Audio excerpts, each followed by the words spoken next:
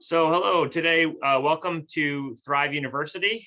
Today we have Tyler Healy from Youth 360, who's going to be sharing with us about some the results of the surveys that Youth 360 have conducted with Matsu students. So take it away, Tyler.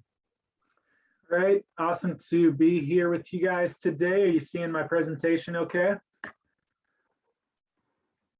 Take that as a yes. Maybe. All right. So yeah, I'm the director of Youth 360. We run after school programs and other activities, specifically in Houston and Wasilla. We are also under United Way, so we're close partners with Matt and the Thrive program, and I've been helping out with various things and been out at a few of the events and everything. And it's awesome to talk to the varsity group here today. So in addition to our programs, our stipend activities, other things we make available to Houston and Wasilla families and students, we do some surveying in partnership with the schools. So this is our second time doing these surveys, and all the numbers we're going to be looking at today are from December of 2020, so last winter basically. These were given during the school day at Houston Junior, Senior, Wasilla Middle, Wasilla High, as well as to students enrolled in those same schools who were doing at-home learning at that time. Because as you guys remember, I'm sure that was right in the middle of kind of hybrid learning, people at home, etc. And so before I really jump in, the goal is here really to get local info. So this is, Matsu teens, and not really too long ago either. A lot of surveys that you see results from are either statewide or nationwide, or they take so long for people to get the results that it's like, oh, according to our results from 2015 or whatever, and we're going, well, that's great, but what's happening now? So we're trying to really get info out there quickly, focus on what youth are telling us. I've been doing a number of presentations to school people, parents, community members, etc. And the only other thing I want to kind of share before I jump right in is that, I think a lot of times when we hear stuff about, oh, X percentage of teens say this, or X percentage of teens are doing this, it's kind of like scare tactics or trying to paint teens in like a negative light, or you won't believe what's happening these days. And that's not my goal at all. There might be some things that might be surprising or not. I definitely want to get you guys' feedback, but what this is really all about is trying to figure out what it takes to help teens succeed, help everybody reach their potential, put them in positions to succeed. So I'm trying to focus on that as I'm out there talking to adults too, to promote the ideas that teens are good people doing good stuff. So hopefully we see that in here. If you guys have, as Matt said, we'll have some time at the end for questions and stuff, but if you have questions or reactions as we go along, please feel free just to jump in. Sometimes I have a hard time monitoring the chat as I'm sharing screen. So if somebody does put a chat question in and I don't see it, Matt or Allison or whoever, please feel free to interrupt me and ask the question or save it for later. Alrighty, so let's jump in. So this is almost 1,000 surveys. I wanted to start by, we talked about some of the kind of social and emotional skills, and heard some really awesome stuff about what middle and high schoolers are telling us. And this is some of the stuff that I try to emphasize with folks. So we have 79% of teens saying it's important for them to help others, 80% saying that they work on having positive relationships with others, and over half, 54% saying that they're honest even if telling the truth might get them in trouble. So I try to focus on these types of things to encourage people to stay on the positive. And you'll notice that the blue sections, the kids that don't agree, it's not just, oh, they don't agree with this. It might be that they're not sure. So kind of that neutral and the no is included in the blue category. A little bit more along those lines, 88% of teens are saying that they respect the ways in which people are different.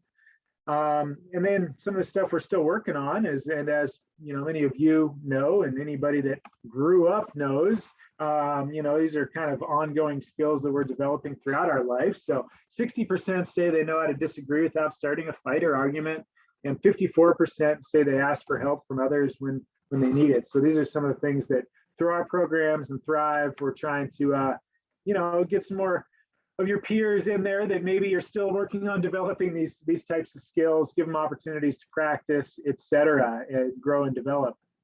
I just want to touch really quickly on substance use. I know you guys have probably taken plenty of surveys throughout your times in school, and this one, like many others, does ask about some substance use questions. And as I'd definitely be curious about any feedback you might have, whether this rings true or not. And please remember that this is middle schoolers and high schoolers combined. So there's big differences between what sixth graders are doing and what 11th graders are doing, obviously. But we see vast majorities of teens telling us that they are not participating in these types of activities. So 87% saying that they've not drank alcohol in the last month. A few more than that, 89% saying they have not used a vaping product, and over 90% saying that they haven't drank heavily in the last month. So 4 or more drinks in a row or in one setting or session or whatnot. Similarly, 89% say they've not used marijuana in the last 30 days, and larger percentages are saying that they have not used another substance, basically anything I haven't already mentioned, or a tobacco product other than a vape in the last 30 days. So I guess I'll pause here really quickly to see if you guys have any thoughts or feedback really before I move on.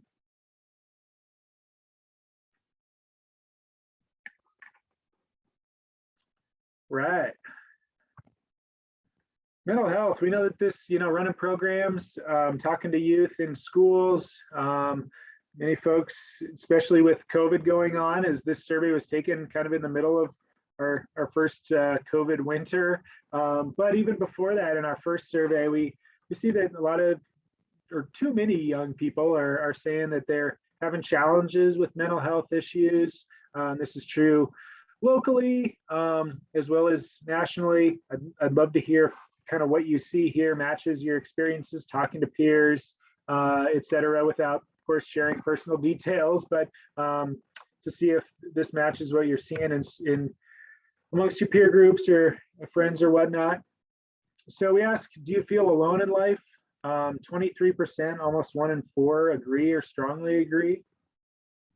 19% say they've considered suicide in the past year, and 39% say they've felt so sad or hopeless over the past year that they've stopped doing some usual activities. So this is kind of like a sign of depression or feeling down over an extended period.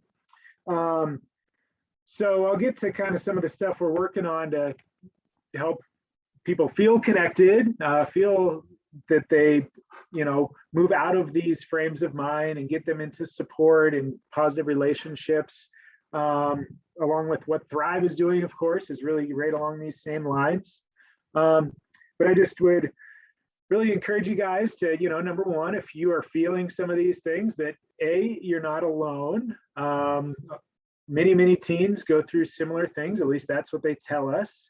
And also that we see some really interesting relationships, which I'll link to later in the presentation, that I think can help with some of these things. So these kind of results are kind of surprising for a lot of the adult groups that I share them with. It's like, oh, what's going on with our young people? And I think that it's in some ways natural, some ways part of development, but also a symptom of COVID and disconnection. But we really want to emphasize these types of activities and getting out there and getting connected that you guys are helping with Thrive, et cetera. Okay, so some of these numbers we broke down by grade. So you'll see this in a couple different things, and this is something that I'd really like to hear some feedback from you guys on. So the left bars, I feel alone in life, the red ones. You can see that middle schoolers, 6th, 7th, and 8th graders really agree with this at a lot lower rates than high schoolers. And you can see that big jump in ninth grade, right? 33% of ninth graders say they feel alone in life. So for me, that's kind of surprising. You also see a similar jump in the blue bars in the middle of the screen, kind of an increase as they go through middle school, and then a big jump going into ninth grade with considering suicide. So I'd be, do you guys have any feedback about kind of that transition, that eighth, ninth grade year? What might be impacting some of these challenges for teens in those younger high school grades? Yeah, so going from middle school to high school, you have a big change, not only socially, educationally, but that factor that your friends are not like, might not be there like you had before. So, there's a big change in social groups, and then there's a big change in your education. You might not be doing as well, and you might not feel like I'm not worth it. I'm not gonna make it past high school. I won't graduate. I don't know why I may continue.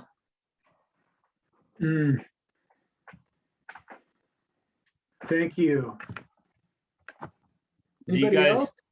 do you guys think that the size, like I know Houston, you guys are in the same school, but for most people, you're going from a smaller school in middle school to a much larger campus in high school. So even the people that you do know, you're not seeing as frequently, like Allison said. But do you guys think that the size of the school has an impact on that? Definitely. Sometimes, but with Houston, I knew our biggest problem was we did the program Apex, so a lot of students didn't know how to deal with it, and our teachers would never help us with it, even though they were supposed to spend time with us for like 2 weeks once in a while, trying to help us through it and not like bombard us with schoolwork. But then like it's also not a big problem with us since we still get to see our friends that we had in middle school that was either younger than us, Right. and it was a lot easier because then we got to see our older friends once we got into high school. But ninth grade last year was extremely stressful for me and a lot of my friends that were the same age. Everyone that had to do with it. Yeah. And yeah, so when you Please go ahead. when you go from like Colony Middle, you're at like maybe like 400 in the whole school, if I'm right. And then you're going to like 1,000 through the whole school. And that's a big change to not only being like, almost like you're like a bit isolated every year, and then it just compacts more and more and more after every year. Yeah. I kind of agree with that because like I went to a charter school. I went to Fronteras, and there were, I think, 14 kids in my class in my 8th grade year. And then switching into high school, it's like, oh, I suddenly know like 500 people who I'm in classes with. And it was just like a lot. Yeah. So I don't know what ages all you guys are. Some of you might be in ninth grade for all I know, but if you're above that ninth grade, or if you're going through this now, is there anything you'd like to see from schools or youth programs to help with that transition time?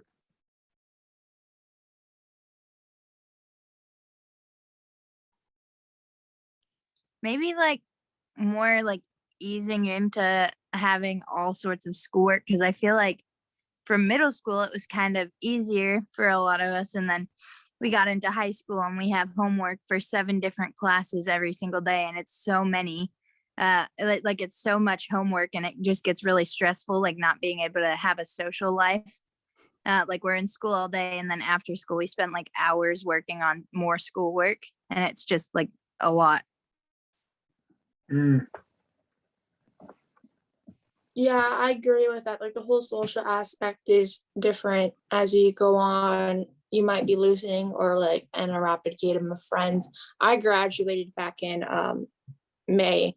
So after graduation, you see like your friends leave college, they're having a good time or they're not having a good time. They have a horrible transition into college and they're just homesick, or they have like 5 new friends, huge group of friends, or like you're like me and you stay home and you do school from home and you still have some of those friends, but it sometimes doesn't seem like things are the same as they were before.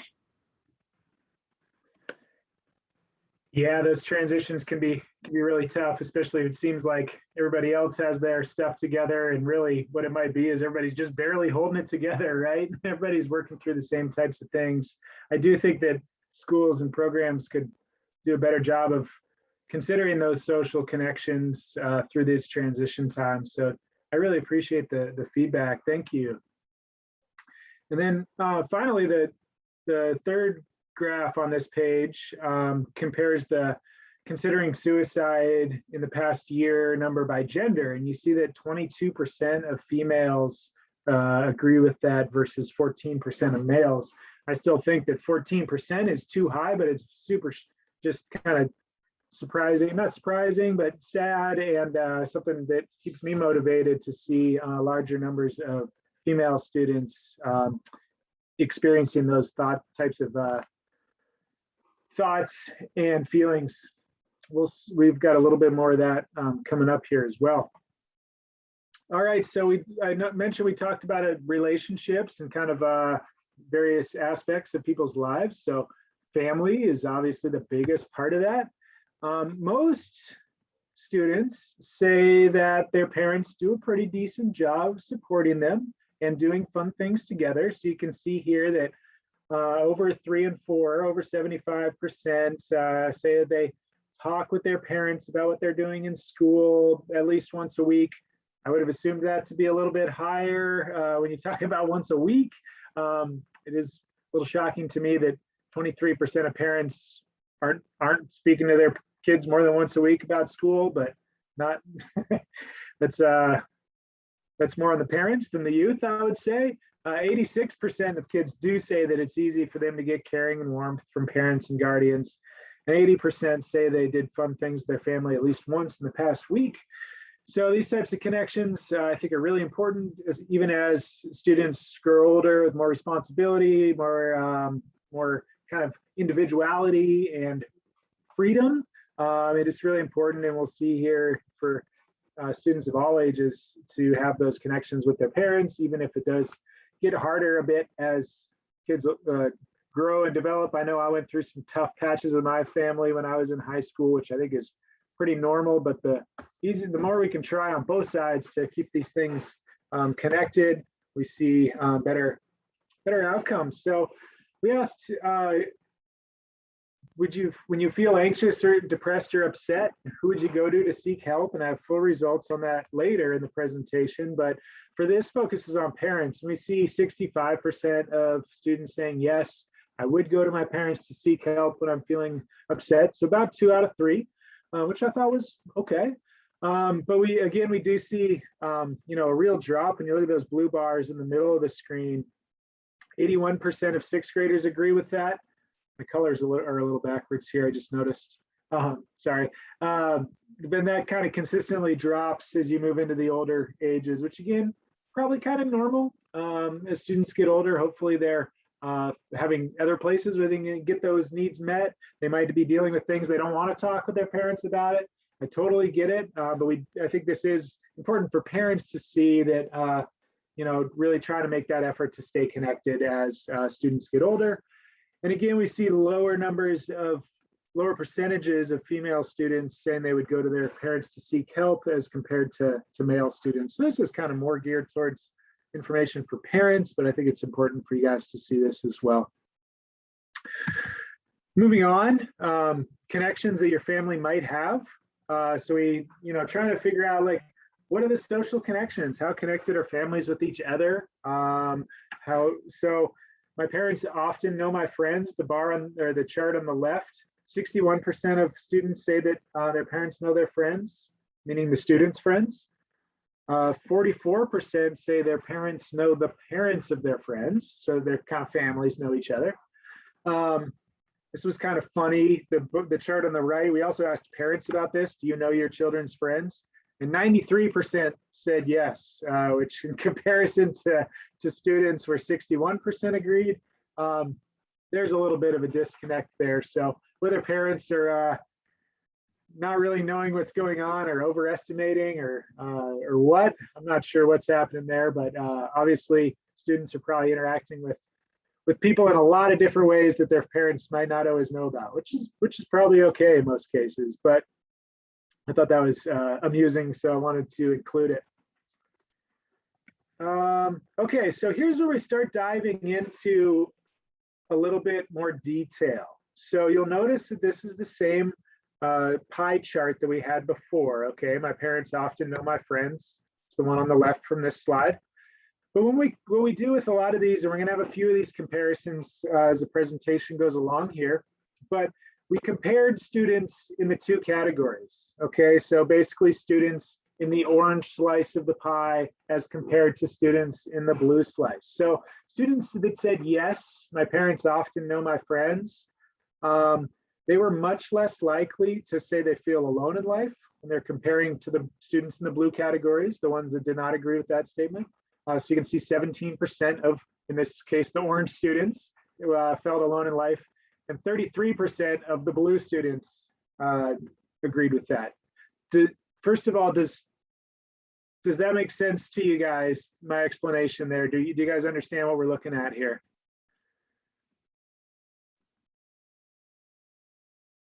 Some of this stuff does get a little detailed, so if anybody is confused or lost, please let me know. And again, I do not see the chat, so please interrupt me if I get chat questions or, hey, slow down, or I had a question about that, anything like that.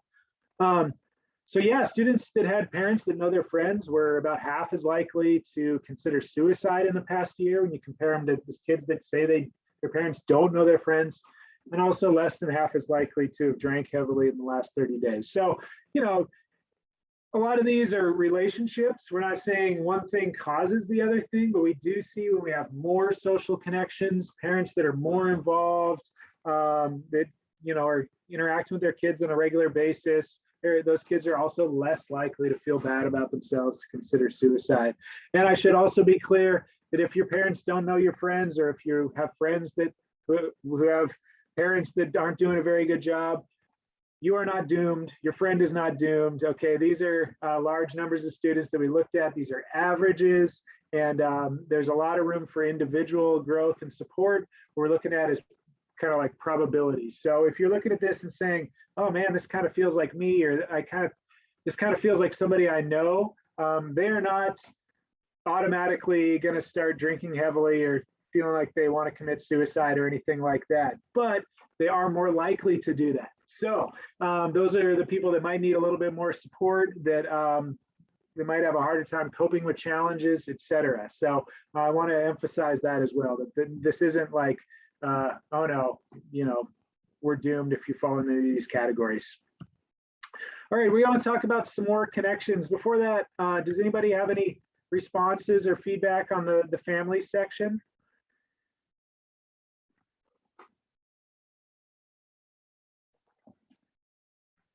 All right. So let's see. Yes, I thought this was where this was going. Wanted to make sure. So we talked about community connections as well. And this is some of the really interesting stuff that really ties into what Thrive and Youth 360 are doing to try to build these connections with the community, give more options for young people to have things to do, number one, but also meet and be connected to a wider range of people out there. So in my community, I feel like I matter to people. This is a statistic that gets quoted a lot. Our responses, we had 47% that agreed. So yes, I feel like I matter.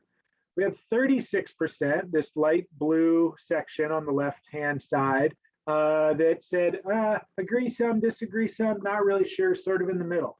Okay, so that's a pretty big chunk of kids that aren't really sure. And then 17% that disagreed. No, I do not feel like I matter to people in my community. So you know, we want this orange bar piece of the pie to really grow, of course. And this is something that we want to focus on as we move along. I'm going to dive more into that particular bar chart here, or pie chart here in a second. You guys probably correcting my math terminology left and right as I'm going through here. Okay, in the middle, so we talked about families earlier. Do you know at least one adult who encourages you to do your best? 77% said yes. So this is somebody other than teachers or somebody at school or somebody at home. So this is great. You know, we want young people to have supportive adults that they can talk to. Sometimes you can talk to adults outside of your family more easily about stuff than you might with your family. So this is a really important kind of support, whether it's something as formal as a mentor or just somebody that you can unload to, vent to. These are really important relationships, and we think that everybody should have those. And then finally, do you have at least one person, adult other than parents or guardians you can get help from? 83% said yes. So that's awesome. 5 and 6. That 1 and 6, we want that to go up. That makes me a little nervous if we have 1 in 6 students that doesn't have somebody they can seek help from, because I'm guessing those might be students that might not have parents they can seek help from either. So that is concerning, but I am glad to see big percentages of students agreeing with that. All right. Must have clicked off of that. Next. Okay, so I said we'd get back to this feeling like I matter to people in the community, and here it is. So we talked about the comparisons amongst the different groups with the earlier slides. We did that again with this, and this was some of the most drastic differences between anything we surveyed on when it comes to comparing one question to certain outcomes. So students that agreed that they matter to people in their community, this orange piece of the pie, 8% of them said they feel alone in life. So pretty small percentage, okay? When you combine these two blue pie charts, 37% said they feel alone in life. So 8% of orange versus 37% in blue. For me, that's a shocking difference. And if we can do a better job of communicating to students that, hey, your community does care about you. Hey, there's stuff for you to do. There, adults in the community want our young people to succeed. We think it can really help in impacting some of this stuff. I guess I would just kind of open it up here. Like, if you heard this question, in my community, I feel like I matter to people. What does that mean to you guys? You can choose to answer that question if you like, but even if you don't want to, kind of what does that make you think of when we're talking about our communities mattering, et cetera?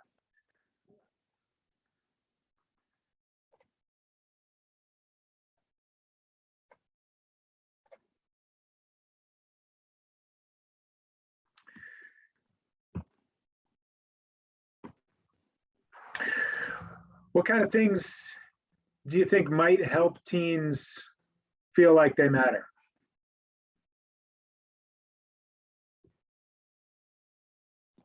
I think being able to do something that they can feel like makes an impact.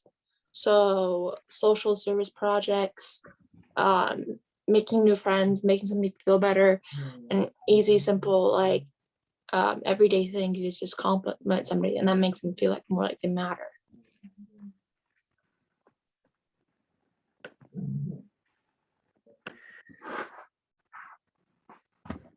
Has there ever been a time that you guys have had experiences in the community that might make you feel like you don't matter? I hate to go negative with it, but I'm curious.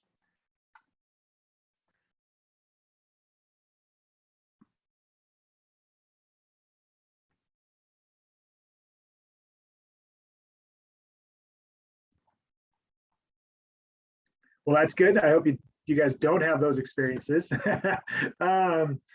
Well, really, I would, thank you for that feedback, Allison. I think that was happy to get more feedback from you guys. If you got to have ideas that come up but this was, like I said, some of the most kind of drastic differences between outcomes. And so this really gets to the heart of what Thrive and Youth 360 are trying to do, how we're trying to educate other adults in the community that, hey, little stuff, like Allison was saying, smiling, complimenting, asking questions, treating teens as, people, I think goes a long way. Some adults in our community could probably do a better job of, as well as providing activities and opportunities for connection. So this might also be helpful for you guys. If you have friends that are struggling, that might be a chance to try to nudge them out there, get involved in the community, whether in any way they choose. These are ways that we can help to hopefully improve mental health, reduce drug and alcohol use, and give healthy kind of outlets for people that might be feeling disconnected or lonely. All right, well, like I said, I'm happy to get more feedback if anybody thinks of anything. Here's this broken down again by grade and gender. So we talked about that transition into 9th grade earlier, and we see here again, that 8th, 9th, 10th grade is much lower than 6th and 7th graders. This makes me a little sad that like 6th and 7th graders are like feeling like I matter, and then as they get older, they kind of get beaten down a little bit. Luckily, we see older teens sort of starting to edge up a little bit more, but I think that this again kind of emphasizes the challenges of those late middle school, early high school age, transition and ages. And then finally, again, we have a higher percentage of males than females saying that they feel like they matter to people in their community, which also worries me. We have to do a better job of making our young ladies feel valued and like they matter. So again, this is stuff that I'm trying to share with as many people as possible to encourage everyone to do their part. Okay, I'm going to start to move a little more quickly here because I know I'm getting short on time. We know at least one adult who encourages me to do my best. These students that agreed are also much less likely to feel alone in life or consider suicide in the past year. So this is for students to consider to be, connected to supportive adults, but also more so for adults to be thinking of this for who they're supporting and who's in their lives. Students that have that supportive adult are also more likely to get along well with other students, more likely to consider the consequences of their decisions. So these are kids that might have more advanced, social and emotional skills as well. So mainly the takeaway is relationships matter with peers, with adults, with family, etc. Really quickly, when I'm anxious, depressed, or upset, I would go to, we asked about a bunch of things, and it's probably no surprise to you guys, friend topped the list. So 80% of teens said they'd go to a friend. So you guys are really playing super important support roles for your peers and vice versa. And then on down the line, much lower percentages for, other adults, counselors, teachers, someone at a church or place of religion, etc. So good job supporting your friends. If you need extra support or if it's weighing on you, because we know that everybody's goes through their own challenges. We don't have to take on all our friends' burdens too. Just know that there's other places to go for support out there. And then finally, this is the last chart. We asked about participating in an organized activity outside of school. So this could be school sports, church groups, Youth 360 or other youth clubs, Thrive activity, really anything outside of school, more than twice a week. 45% said yes, 55% said no. Students that are regularly participating are more likely to say that they matter to people in their community, less likely to say that they feel alone in life. So stuff that Thrive is doing and others, we think really helps, or really can help to get young people involved in their community, give them fun things to do to spend the time, and hopefully make new social connections and try new things. So this really ties into a lot of the stuff that we're doing. We're gonna have new survey results coming, hopefully after this winter. And so we'll see if we see any changes from what we're trying to do.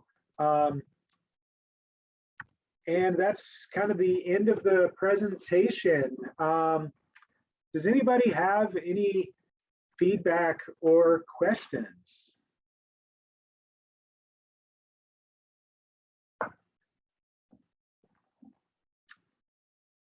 Was there anything that was surprising to you?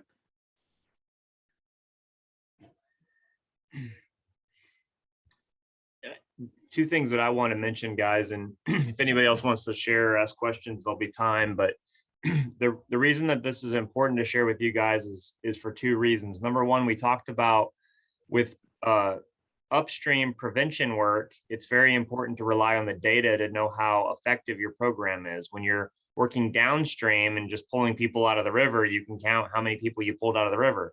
But when you're working upstream, you're depending on the data to find out, you know, how close are people getting to the river? How many people are not falling in the river because of our impact? And so some of the things that Tyler shared tonight, we want to see the needle move, you know, in the next year, in the next 10 years. We want our programs to see these numbers move.